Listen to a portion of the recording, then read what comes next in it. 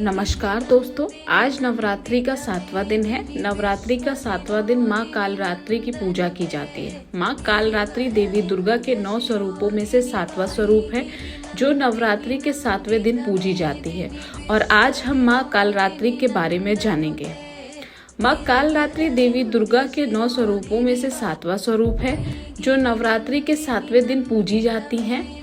उनका यह स्वरूप बुराई और अधर्म को नाश करने वाला माना जाता है। उनका नाम कालरात्रि इसलिए पड़ा क्योंकि उनका स्वरूप रात्रि की तरह काला और भयंकर है, जो संसार के सभी कष्टों, भय और संकटों को दूर करता है। उनके इस स्वरूप में कई विशेषताएं और गहन धार्मिक और आध्यात्मिक महत्व छिपा है। माँ कालरात्रि का स्वरूप बेहद भयानक और विकराल है। उनकी उपस्थिति ही भय को दूर करती है। उनके स्वरूप की कुछ विशेषताएं इस प्रकार है। उनका रंग गहरा काला होता है, जिसे ब्रह्मांड की सारी नकारात्मक शक्तियों को नाश करने का प्रतीक माना जाता है। उनकी 3 आंखें ब्रह्मांड के समसात क्रियाओं को देखने वाली है और उनका तेज सूर्य और चंद्रमा के समान प्रखर होता है। उनके गले में नरमुंडों की माला, जो जीवन और मृत्यु के चक्र को दर्शाती है। उनका वाहन एक गधा है, जो विनम्रता और साधारणता का प्रतीक है। उनके चारों हाथ में खंडक, तलवार, गदा और वरदान देने के लिए मुद्रा होती है। उनके एक हाथ की मुद्रा अभय मुद्रा में होती है और उनके भक्तों को निर्भीक रहने का आशीर्वाद देती है। माँ कालरात्रि का पूजन विशेष रूप से भय, रोग, बाधाओं और नकारात्मक शक्तियों से मुक्ति पाने के लिए किया जाता है। उन्हें मृत्यु की देवी कहा जाता है, क्योंकि वे मृत्यु और विनाश का सभी अतिक्रमण करती हैं। वही सभी प्रकार की नकारात्मक ऊर्जा और अज्ञानता को समाप्त करती हैं और उनकी पूजा से भक्तों को जीवन के सभी कष्टों से मुक्ति मिलती है। माँ कालरात्रि की प्रमुख कथाएं। रक्त बीज का वध। माँ कालरात्रि का प्रमुख रूप से वर्णन रक्त बीज के वध की कथा में आता है। रक्त बीज एक भयंकर असुर था, जिसे यह वरदान प्राप्त था कि जब भी उसके खून की बूंदें जमीन पर गिरेंगी, वे और रक्त बीज को जन्म देंगी। जब देवी दुर्गा ने रक्त बीज से युद्ध किया, तो उसकी हर एक बूंद से नया रक्त बीज उत्पन्न हो रहा था। तब माँ दुर्गा ने अपने कालरात्रि रूप को प्रकट किया, जिन्होंने रक्त बीज के खून को पी लिया, ताकि रक्त बीज उत्पन्न न हो सके, और इस प्रकार उन्होंने रक्त बीज का अंत किया। शुंभ निशुंभ के वध में योगदान। देवी कालरात्रि ने शुंभ निशुंभ जैसे असुरों को वध में महत्वपूर्ण भूमिका निभाई थी।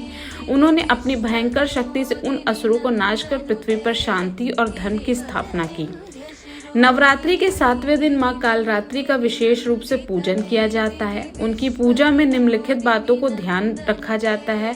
ध्यान और साधना। भक्त ध्यान, प्रार्थना और मंत्रों के माध्यम से माँ कालरात्रि की कृपा प्राप्त करने का प्रयास करते हैं। माँ को गुड़ का भोग अर्पित किया जाता है। यह माना जाता है कि इससे स्वास्थ्य संबंधी समस्याओं का निवारण होता है। माँ कालरात्रि की पूजा करने से पहले मन, वचन और कर्म में पवित्रता का विशेष ध्यान रखा जाता है।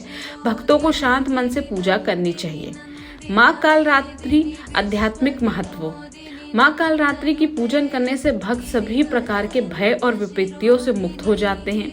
यह रूप हमें यह सिखाता है कि हम अपने भीतर के भय को पहचान कर उसे समाप्त कर सके।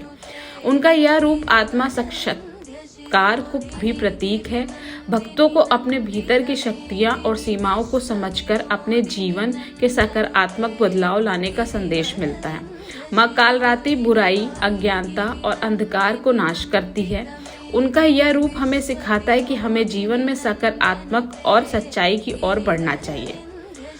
माँ कालरात्रि से मिलने वाली प्रेरणा। माँ कालरात्रि का स्वरूप हमें यह सिखाता है कि विपरीत परिस्थितियों में हमें साहस और धैर्य से काम लेना चाहिए। ये भी सिखाता है कि जीवन चाहे कितनी भी कठिनाइयाँ हों, यदि हमारा विश्वास दृढ़ है और हम सत्य के मार्ग पर हैं, तो हम किसी भी चुनौती का सामना कर सकते हैं। उनका रूप यह भी दर्शाता है कि बुराई का अंत अवश्य होता है और सच्चाई की हमेशा जीत होती है। हमेशा माँ कालरात्रि की पूजा करने से हमें भयमुक्त जीवन, साहस, आत्मबल और आध्यात्मिक जागरूकता प्राप्त होती है। जय माता की सभी दोस्तों को। अगर आप सब हमारे चैनल पे नए जुड़े हैं तो हमारे चैनल को लाइक करें, सब्सक्राइब करें एंड शेयर करें। धन्यवाद सभी दोस्तों।